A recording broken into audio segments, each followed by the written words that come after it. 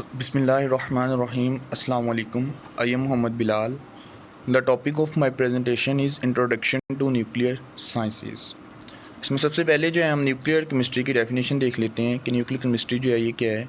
ये हमारे पास जो है वो सब फील्ड है केमिस्ट्री की dealing with radioactivity, nuclear processes and transformations in the nuclei of the atoms, कि जिसके अंदर हम जो है वो रेडियो एक्टिविटी के बारे में, न्यूक्लियस के अंदर जितने भी प्रोसेसेस हो रहे हैं उनके बारे में, और जितनी भी ट्रांसफॉर्मेशंस जो हैं वो न्यूक्लियस के अंदर हो रही हैं किसी भी एटम के, वो हम स्टडी करते हैं। उसको हम नाम देते हैं न्यूक्लियर केमिस्ट्री का।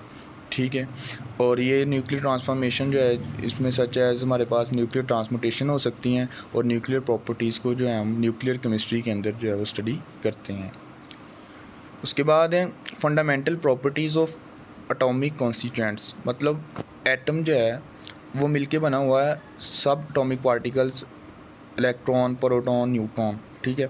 हम जो है इसकी जो है वो प्रॉपर्टीज़ देख लेते हैं कि जो एटॉमिक कॉन्स्टिट्यूएंट्स हैं उनका चार्ज क्या है, उनके ऊपर जो है वो स्पिन कौन सी होती है, मैस जो है उनका एटॉमिक मैस यूनिट के अंदर क्या होता है, मैस उनका किलोग्राम के अंदर क्या होता है, और उनका मैग्नेटिक मोमेंट जो है वो क्या होता है। ठीक है। सबसे पहले हमारे पास जो सब एटॉमिक पार्टिकल या सब एटॉमिक कॉन्स्टिट्यूएंट्स है उनमें हम देखेंगे प्रोटॉन। प्रोटॉन जो है इसके ऊपर प्लस चार्ज होता है, इसका जो मैस है 1.007 और इनका मैस किलोग्राम के अंदर 1.67 × 10⁻⁻27। स्पिन इसकी 1/2 और मैग्नेटिक मूवमेंट जो है इसका 2.7985। सेकंड है न्यूट्रॉन। न्यूट्रॉन जो है इसके ऊपर कोई चार्ज नहीं होता, ज़ीरो चार्ज। मैस इसका यूनिट एटॉमिक मैस यूनिट के अंदर जो है वो 1.008665। मैस जो है इसका किलोग्राम के अंदर 1.6749 × 10⁻27 और स्पिन जो है इसकी 1/2 और जो इसके ऊपर मैग्नेटिक मूवमेंट होता है वो 1.91304। उसके बाद है ड्यूट्रॉन। इसके ऊपर प्लस चार्ज होता है, मैस इसका जो है एटॉमिक मैस यूनिट के अंदर 2.01 और मैस इसका किलोग्राम के अंदर 3.3436 × 10⁻⁻27। स्पिन जो है इसके ऊपर जो 1 और जो मैग्नेटिक मोमेंट इसका 0.85744 जो है वो होता है। इसके बाद इलेक्ट्रॉन्स। इलेक्ट्रॉन के ऊपर जो है वो चार्ज माइनस मैस इसका एटॉमिक मैस यूनिट के अंदर 5.4858 × 10⁻4, किलोग्राम के अंदर 9.1094 × 10⁻3। स्पिन इसकी 1/2 और जो मैग्नेटिक मोमेंट है इसका 1.00116। ये हमने जो है वो फंडामेंटल प्रॉपर्टीज़ जो है वो देख ली एटॉमिक कॉन्स्टिट्यूएंट्स की। ठीक है। इसके बाद नेक्स्ट जो है हम देखते हैं रेडियो एक्टिविटी जो है ये फिनोमिना है जो सबसे पहले डिस्कवर किया था हेनरी बैक्यूरेल ने 1896 के अंदर। ठीक है। उसने जो है वो डिस्कवर किया था that uranium mineral emit radiation similar to X rays, कि जो यूरेनियम के मिनरल्स हैं वो रेडिएशंस को एमिट करते हैं जो सिमिलर है किसके, एक्स रेज से। ठीक है। तो एलिमेंट्स, ऐसे एलिमेंट जो स्पॉन्टेनियसली रेडिएशन एमिट करें विदाउट अब्जॉर्बिंग एनर्जी, उनको हम नाम देते हैं रेडियो एक्टिव एलिमेंट्स का।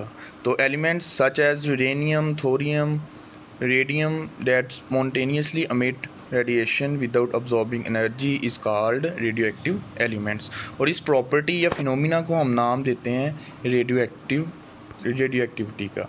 ठीक है। और ये जो टर्म रेडियो एक्टिविटी की सबसे पहले जो है मैरी क्यूरी ने जो है वो यूज़ की थी। उसके बाद है when nuclei change spontaneously emitting radiation they are said to be radioactive, कि जब न्यूक्लियस जो है वो कह रहा है कि स्पॉन्टेनियसली चेंज होता है तो वो क्या करता है, रेडिएशन जो है वो emit करता है, इसको हम कहते हैं रेडियो एक्टिव। बेसिकली ये जो है हमारे पास जो न्यूक्लियई हैं वो होते हैं अनस्टेबल, तो एवरीथिंग मूव्स टुवर्ड स्टेबिलिटी, तो वो अनस्टेबल होते हैं इसलिए वो रेडिएशन एमिट करते हैं और किसी दूसरे एलिमेंट के अंदर जो है वो चेंज हो जाते हैं ताकि वो जो है वो स्टेबल हो सकें। तो ये जो है रेडियो एक्टिव कह रहा है कि न्यूक्लियर फिनोमिना एक जो ड्रास्टिक प्रोसेस है because the element change in it kind, तो कि एक एलिमेंट जो है वो दूसरे के अंदर चेंज हो जाता है और इस रेडियो एक्टिविटी जो है ये स्पॉन्टेनियस और इरिवर्सिबल सेल्फ डिसइंटीग्रेटिंग जो है वो एक्टिविटी है। नेक्स्ट है हमारे पास नेचुरल रेडियो एक्टिविटी। तो naturally acting elements like uranium, polonium, radium etcetera, ये भी क्या है कि ये स्पॉन्टेनियसली जो है वो क्या करते हैं, रेडिएशन एमिट करते हैं। रेडिएशन जो एमिट करते हैं वो अल्फ़ा, बीटा, गामा रेडिएशंस और दूसरे एलिमेंट के अंदर जो है वो चेंज हो जाते हैं, किसी स्टेबल के अंदर चेंज हो जाते हैं। इसको हम नाम देते हैं, स्पॉन्टेनियस चेंज को बल्कि हम नाम देते हैं नेचुरल रेडियो एक्टिविटी। और in natural radioactivity only a single nucleus जो है is involved and it is always found in heavier elements, कि इनके अंदर जो है सिर्फ सिंगल न्यूक्लियस इन्वॉल्व होता है और ये हैवियर एलिमेंट्स के अंदर जो है वो पाए जाते हैं। उसके बाद हमारे पास टर्म है न्यूक्लियॉन्स। न्यूक्लियन क्या होता है कि न्यूक्लियस के अंदर हमें पता है प्रोटॉन्स और न्यूट्रॉन्स प्रेजेंट होते हैं, तो न्यूट्रॉन्स और प्रोटॉन्स के कम्बिनेशन को हम दोनों को मिला के हम नाम देते हैं न्यूक्लियॉन्स का। नेक्स्ट है न्यूक्लियाइड्स। के न्यूक्लियाइड्स क्या होते हैं कि the nuclide under going a decay, मतलब हमारे पास न्यूक्लियाइड में दो चीज़ें हैं, एक है पेरेंट न्यूक्लियाइड, एक है डॉटर न्यूक्लियाइड। ऐसा न्यूक्लियाइड जो डिके हो रहा है, जो अनस्टेबल है, जिसकी डिके हो रही है, वो हमारे पास क्या है, पेरेंट न्यूक्लियाइड। और ऐसा न्यूक्लियाइड जो हमारे पास उस डिके से न्यू फॉर्म हो रहा है उसको हम नाम देते हैं डॉटर न्यूक्लियाइड का। तो अगर डॉटर न्यूक्लियाइड जो न्यू बना है वो भी जो है फिर अनस्टेबल बना हो तो फिर क्या करता है, उसके अंदर कैपेसिटी होती है कि वो रेडिएशन इमिट करता है स्पॉन्टेनियसली और उसके बाद जो है वो बीटा डिके करके एक स्टेबल जो है वो फॉर्म में चेंज हो जाता है। यहाँ तक तो हमारे पास न्यूक्लियाइड। उसके बाद है रेडियो न्यूक्लियाइड। के radio nuclide data radio active spontaneously अमिट रेडिएशन, के ऐसे न्यूक्लियाइड जो फिर वही स्पॉन्टेनियसली जो है वो इमिट करते हैं रेडिएशंस को, और दीज रेडियो एक्टिव न्यूक्लियाई, इनको हम नाम देते हैं रेडियो न्यूक्लियाइड्स का। और ऐसे एटम जिनके अंदर ये रेडियो न्यूक्लियाइड्स पाए जाते हैं उनको हम नाम देते हैं रेडियो आइसोटोप्स का। उसके बाद है नेक्स्ट न्यूक्लियर इक्वेशंस।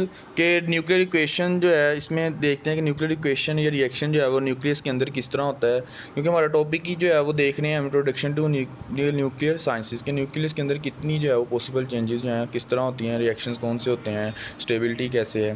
तो न्यूक्लियर इक्वेशन जो है ये हम देख रहे हैं कि रेडियो न्यूक्लियाइड जो है कह रहा है आर अनस्टेबल एंड स्पॉन्टेनियसली अमिट पार्टिकल्स एंड इलेक्ट्रोमैग्नेटिक रेडिएशंस, के ये भी जो है हमारे पास रेडियो न्यूक्लियाइड जो है ये अनस्टेबल होते हैं, स्पॉन्टेनियसली इमिट करते हैं रेडिएशन को। और ये जो एमिशन ऑफ रेडिएशन है कह रहा है is one of the way in which unstable nuclei is transferred into more stable with less energy, के ये कह रहा है एक ओनली जो है हमारे पास एक तरीका है कि जो एलिमेंट्स अनस्टेबल हैं वो स्टेबल के अंदर जो है वो बाय एमिटिंग रेडिएशन जो है वो चेंज हो जाते हैं। और जो एमिटेड रेडिएशन जो है कह रहा है is a carrier of the excess energy, कि ये जो एमिटेड रेडिएशन है ये कैरियर है इसमें अंदर जो है वो एक्सेस एनर्जी का। उसके बाद एग्जांपल दी हुई है अल्फ़ा पार्टिकल मिशन की, कि यूरेनियम 238 जो है कह रहा है न्यूक्लियस रिप्रेजेंट, इसकी सिंबल जो है यू से रिप्रेजेंट करते हैं। ये भी क्या करता है स्पॉन्टेनियसली जो है वो एमिट करता है रेडिएशंस को, ठीक है। कौन सी जो है वो helium nuclei, emit helium nuclei. और इस हीलियम पार्टिकल को हम जो है वो अल्फ़ा पार्टिकल का भी जो है वो नाम देते हैं। And a stream of these particle is called alpha radiations, और जो डिके इसके अंदर हो रही है to you by alpha particle emission, जिसको हम इस तरह लिखते हैं कि यूरेनियम 238 92 इसका एटॉमिक नंबर, 238 इसका एटॉमिक मास। तो जब भी जो है वो चेंज होता है तो यहाँ से थोरियम जो है इसके अंदर स्टेबल के अंदर जो है कन्वर्ट हो जाता है, और साथ हमारे पास हीलियम जो है वो यहाँ पे या अल्फ़ा पार्टिकल की जो है वो एमिशन होती है। नेक्स्ट है रेडियो एक्टिव डिके, के न्यूक्लियस के अंदर रेडियो एक्टिव जो है वो डिके किस तरह होती है। तो रेडियो एक्टिव डिके जो है ये क्या है, ये प्रोसेस है न्यूक्लियस के अंदर जिसके अंदर जो है वो स्पॉन्टेनियसली जो है वो रेडिएशन इमिट करता है या न्यूक्लियस जो है वो डिसइंटीग्रेट होता है। इस प्रोसेस को हम नाम देते हैं रेडियो एक्टिव डिके का।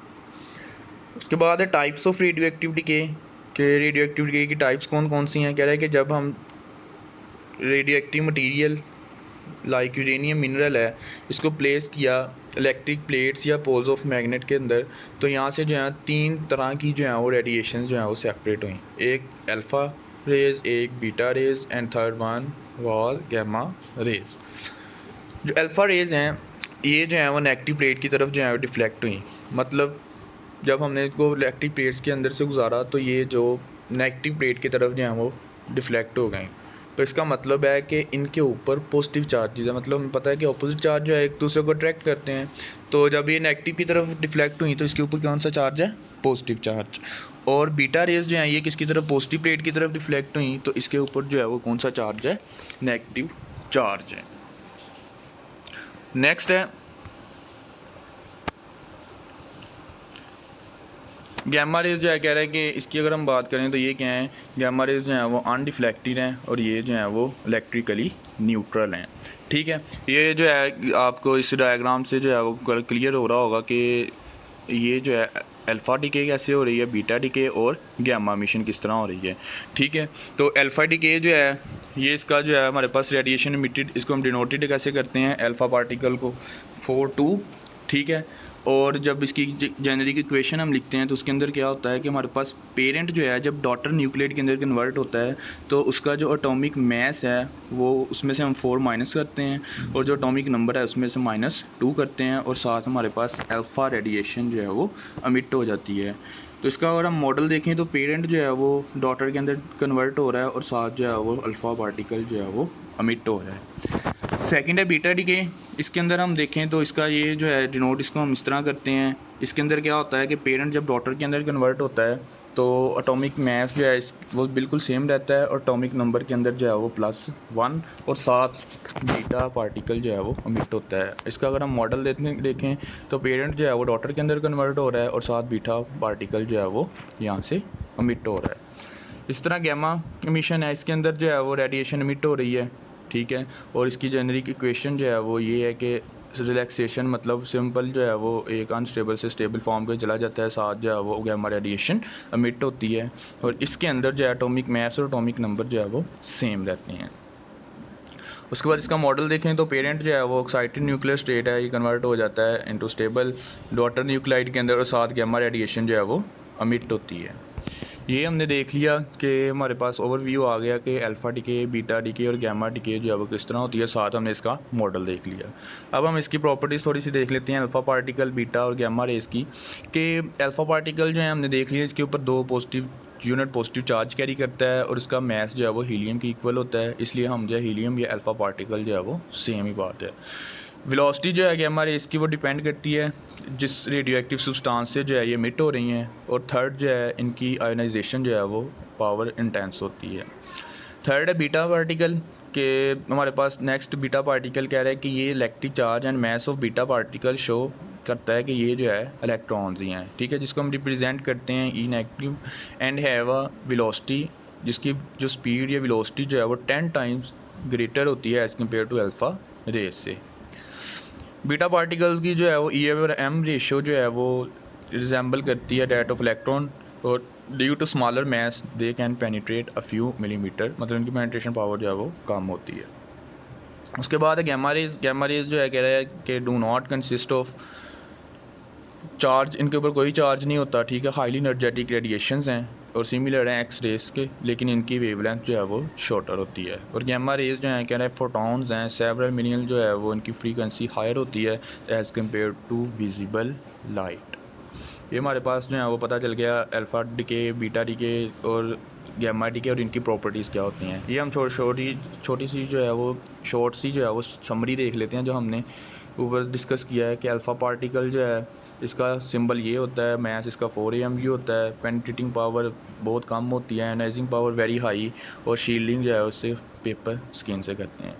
और बीटा डिके इसका क्या है कि इसके सिंबल 20 से डिनोट करते हैं, इसका मास जो है 1/2000 AMU। ठीक है, पेनिट्रेटिंग और आयोनाइजिंग पावर जो है इसकी इंटरमीडिएट होती है और शील्डिंग जो है इसकी करते हैं एलुमिनियम की। थर्ड है गैमा रेज। गैमा की जो है सिंबल ये हमारे पास, उसके बाद जो है 0 इसका एटॉमिक मास और इसका हमारे पास पेनिट्रेटिंग पावर जो है कितनी होती है, वेरी हाई, और आयोनाइजिंग पावर वेरी लो। और इसका जो शील्डिंग है हम लेड या 2 इंचज़ लेड से जो है वो करते हैं। नेक्स्ट है आर्टिफिशियल और इंड्यूस्ड रेडियो एक्टिविटी। ठीक है, ऊपर हमने देख ली नेचुरल रेडियो एक्टिविटी स्पॉन्टेनियस होती थी। यहाँ पे हम क्या करते हैं कि ये प्रोसेस है जिसके अंदर an element is converted into new radio active isotope of noun element by artificial means, के मतलब एक एलिमेंट को कन्वर्ट करते हैं नए radio active isotope non element के, और ये जो है हम किस तरह करते हैं, बाय आर्टिफिशियल मीन। इसको हम नाम देते हैं आर्टिफिशियल रेडियो एक्टिविटी। फर्स्ट जो है वो आर्टिफिशियल इंड्यूस्ड न्यूक्लियर रिएक्शन जो है was perform by Ernst Rutherford जो है 1919 के अंदर। उसने क्या किया था, नाइट्रोजन 14 को जो है वो अल्फ़ा पार्टिकल के साथ बम्बार्ड करवाया, और वहाँ से ऑक्सीजन जो है वो 17 जो है वो जिसका एटॉमिक मास था उसको जो है वो, और साथ एक जो है वो प्रोटॉन एमिशन हुई। उसने जो है इस रिएक्शन को जो है वो आर्टिफिशली या आर्टिफिशियल मीन से जो है वो कंट्रोल करके एक न्यू एलिमेंट जो है वो रेडियो एक्टिव आइसोटोप का फॉर्म किया। ये था हमारे पास आर्टिफिशियल और इंड्यूस रेडियो एक्टिविटी क्या होता है। उसके बाद है stability of nuclei and neutron proton ratio.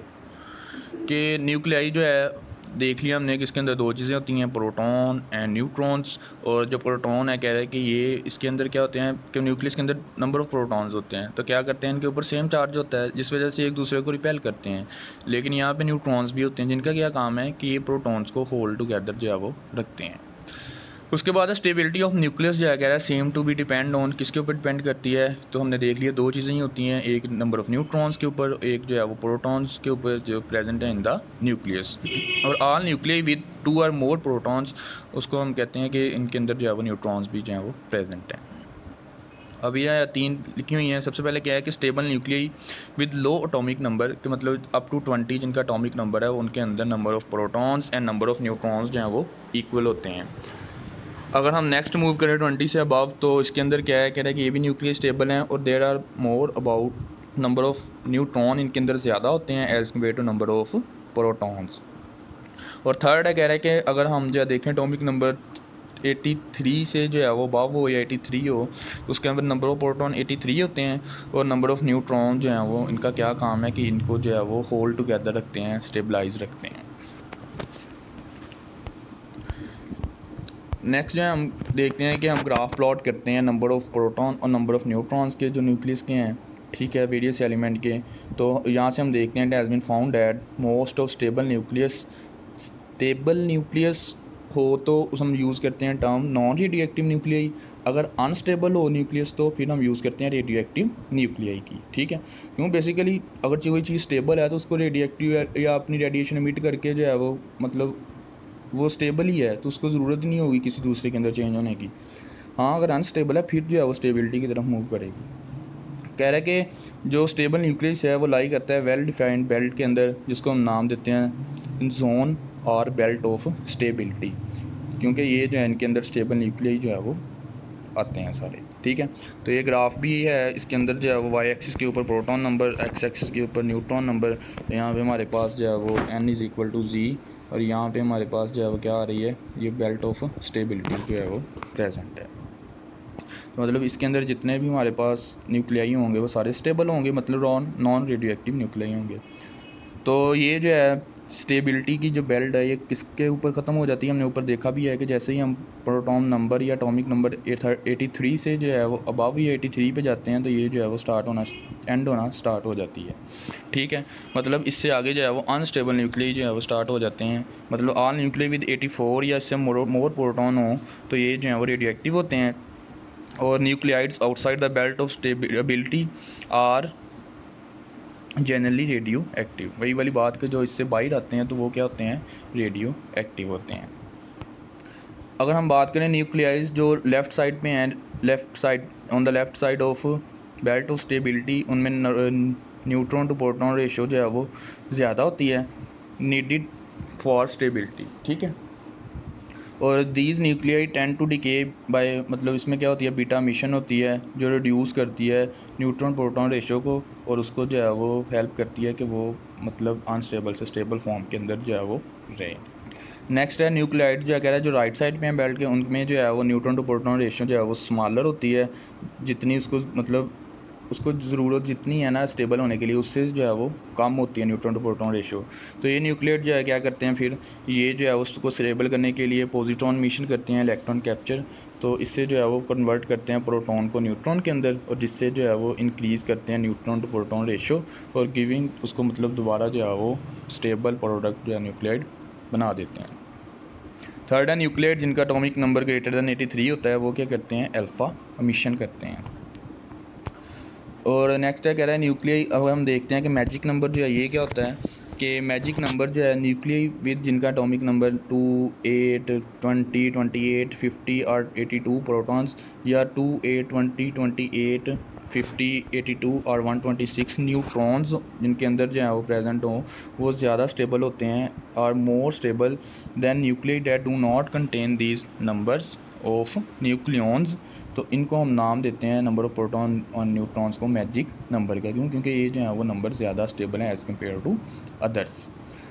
तो न्यूक्लियाइड जिसके अंदर कह रहा है कंटेनिंग और number of both protons and neutrons are least stable, जिनके अंदर ओड हों, ओड नंबर वाले जो हैं वो लीस्ट स्टेबल होते हैं। और मतलब लीस्ट स्टेबल तो मोर रेडियो एक्टिव, ठीक है। अगर ज़्यादा स्टेबल हों तो लेस रेडियो एक्टिव। सेकेंड है कि जिसके अंदर even number of proton and neutrons हों तो वो क्या होता है, ज़्यादा स्टेबल होता है, मतलब लेस रेडियो एक्टिव होता है। और थर्ड न्यूक्लियाइड्स जो contain odd number of proton and even number of neutrons होते हैं, जिनके अंदर वो लेस स्टेबल होते हैं दैन न्यूक्लियाइड्स जिनके अंदर इवन नंबर ऑफ प्रोटॉन्स हों and odd number of neutrons हों, ठीक है।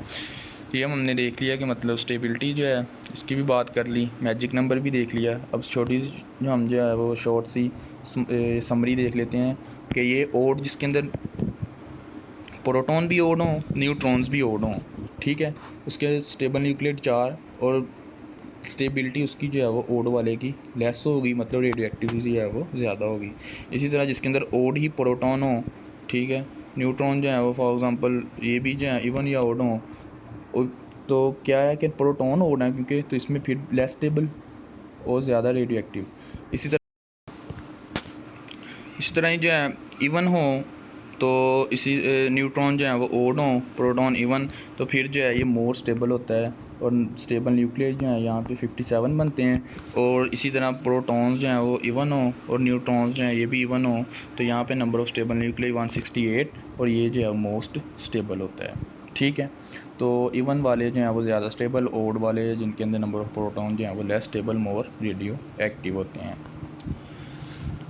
उसके बाद है शेल मॉडल ऑफ न्यूक्लियस, कि जो न्यूक्लियस का शेल मॉडल है उसकी अगर हम बात करें तो ये क्या होता है, कह रहा है कि जो शेल मॉडल ऑफ न्यूक्लियस जो है इज़ अ न्यूक्लियर मॉडल, जिसके अंदर प्रोटॉन्स और न्यूट्रॉन्स जो हैं वो प्रेजेंट होते हैं किसी शेल्स के अंदर। एनालोगस मतलब जैसे हम कहते हैं कि इलेक्ट्रॉन्स जो हैं जो न्यूक्लियस के गिर्द रिवॉल्व करते हैं वो भी किसी पर्टिकुलर शेल के अंदर होते हैं, उनकी पर्टिकुलर जो है वो एनर्जी होती है, ठीक है। इसी तरह ही जो न्यूक्लियस के अंदर प्रोटॉन्स और न्यूट्रॉन्स हैं ये भी, इनकी भी कोई ना कोई फिक्स एनर्जी और फिक्स जो हैं वो शेल्स होते हैं जिनके अंदर जो है ये एग्जिस्ट करते हैं, ठीक है, एटम के अंदर। तो इसके हम नाम देते हैं shell model of the nucleus का, ठीक है। तो ये जो कह रहा है analogous to shell structure that exist for electron in an atom, और in an atom field shell जो है हमें पता है कि ऐसे इलेक्ट्रॉन जो शेल अगर हम बात करें कि जो फील्ड हो completely, for example noble gases हैं, ठीक है, तो वो ज़्यादा स्टेबल होते हैं। इसी तरह कह रहा है कि ये हमने एक्सपेरिमेंटली नोटेड डैट के nuclei with certain number of proton and neutron appear to very stable, के अगर शेल्स के अंदर जो हैं न्यूक्लियस के अगर सर्टेन नंबर ऑफ प्रोटॉन और न्यूट्रॉन हो तो वो भी जो है वो ज़्यादा स्टेबल होते हैं, जैसे नोबल गैसेस हैं इन केस ऑफ इलेक्ट्रॉन्स और आउटसाइड द न्यूक्लियस शेल्स। तो इन नंबर्स को हम कह रहे हैं नाम देते हैं जो अगर जो है ये सर्टेन नंबर ऑफ प्रोटॉन और न्यूट्रॉन जो हैं वो आ जाएँ ये अपीयर टू वेरी स्टेबल, तो इसको हम नाम देते हैं मैजिक नंबर्स का, जो एसोसिएटेड होते हैं हमें पता है कि स्टेबिलिटी के साथ। और मैजिक नंबर जो है कह रहा है is a number of nuclear particles in a completed shell of number of neutron and protons. वही वाली बात कि आउटसाइड द न्यूक्लियस अगर नंबर ऑफ शेल्स कंप्लीट हों तो मतलब वो स्टेबल है। इस तरह इनसाइड द न्यूक्लियस प्रोटॉन और न्यूट्रॉन जो हैं अगर का शेल कंप्लीट हो उसका मतलब है वो स्टेबल है, ठीक है। तो स्टेबल ज़्यादा तो नॉन रेडियो एक्टिव होंगे, ठीक है। और नेक्स्ट कह रहा है कि all element with atomic number 83 और लेस, उनके पास जो है वो मतलब 83 तक हम देख लेते हैं या उससे लेस जितने भी हैं वो क्या होते हैं, स्टेबल होते हैं ज़्यादा। एक्सेप्ट दो में जो है वो एक्सेप्शन आती है, एक टेक्नीशियम और एक जो है वो प्रोमीथियम के अंदर, ठीक है। ये था हमारे पास शेल मॉडल ऑफ न्यूक्लियस, ठीक है। नेक्स्ट इसकी जो है वो डायग्राम भी बताई गई है कि ये मतलब इसकी जो है वो एनर्जी लेवल ये सारे मतलब जो है वो डिनोट करते हैं, जैसे आउटसाइड द न्यूक्लियस जो है वो शेल की जो है पर्टिकुलर एनर्जी, इसी तरह जो है उनके अंदर जो है वो कैसे सब शेल सारा जो है वो शो होता है। इसी तरह इसके अंदर भी जो है वो इसी तरह ये आप लोग देख सकते हैं कि 1s 1p उसके बाद जो है 1D 1 2S 1F इस तरह करके जो है इनके एनर्जी शेल जो है एनर्जी लेवल जो है वो विद इन द न्यूक्लियस भी जो है वो प्रोटॉन और न्यूट्रॉन्स के जो है वो प्रेजेंट होते हैं। लास्ट में हमारे पास आती है न्यूक्लियर फोर्स के न्यूक्लियर फोर्स जो है न्यूक्लियस के अंदर फोर्स जो है फोर्सेस प्रेजेंट हैं वो क्या है, कह रहा है कि वो जो है वो अबाउट 100 टाइम जो है वो स्ट्रॉन्ग होती हैं as compare to coulomb force. Next क्या है, कह रहा है कि ये जो है वेरी शॉर्ट रेंज है इनकी, जो मतलब गोज़ टू ज़ीरो हो जाती है अगर हम जो है बियॉन्ड अबाउट 3 FM जो है वो इससे लिमिट से आगे नेक्स्ट मूव करें। नेक्स्ट है चार्ज इंडिपेंडेंट होते हैं ये, ठीक है, मतलब डज नॉट मैटर कि if the particle are proton and neutrons. Next है सैचुरेटेड है कि ये जिनकी कांस्टेंट है about 8 mega electron volt per nucleon, और एज अगर एटॉमिक नंबर जो है ये 20 से अबव हो, और so depends on the spin orientation of the nucleons, और जो न्यूक्लियॉन की स्पिन ओरिएंटेशन है इसके ऊपर भी जो है वो डिपेंड करते हैं। नेक्स्ट है suspected to be an exchange force in which the attraction is due to exchange of ion, मतलब एक्सचेंज फोर्स जो ऐसी फोर्स जो एक्सचेंज ऑफ आयंस की वजह से जो है वो एग्जिस्ट कर रही हो, इनके ऊपर भी जो है वो न्यूक्लियर फोर्स जो है वो डिपेंड करती है। तो ये जो है हमारा देख लिया हमने सारा के इंट्रोडक्शन टू न्यूक्लियर साइंसिस के अंदर जो है क्या क्या हम देखते हैं कि रेडियो एक्टिविटी क्या होती है, एटम के कॉन्स्टिट्यूएंट्स कौन कौन से आते हैं विद इन न्यूक्लियस। इसी तरह जो है हमने इसके बाद देख लिया कि नेचुरल रेडियो एक्टिविटी क्या होती है, आर्टिफिशियल रेडियो एक्टिविटी क्या होती है, ठीक है। इसके बाद हमने जो है वो शेल मॉडल भी देख लिया, अल्फ़ा बीटा गामा डिके भी देख ली, और न्यूक्लियर शेल मॉडल, और लास्ट पे हमने जो है न्यूक्लियर फोर्सेस की बात कर ली। तो ये था हमारे पास सारा जो है complete introduction, and this is the end of my presentation. Thank you.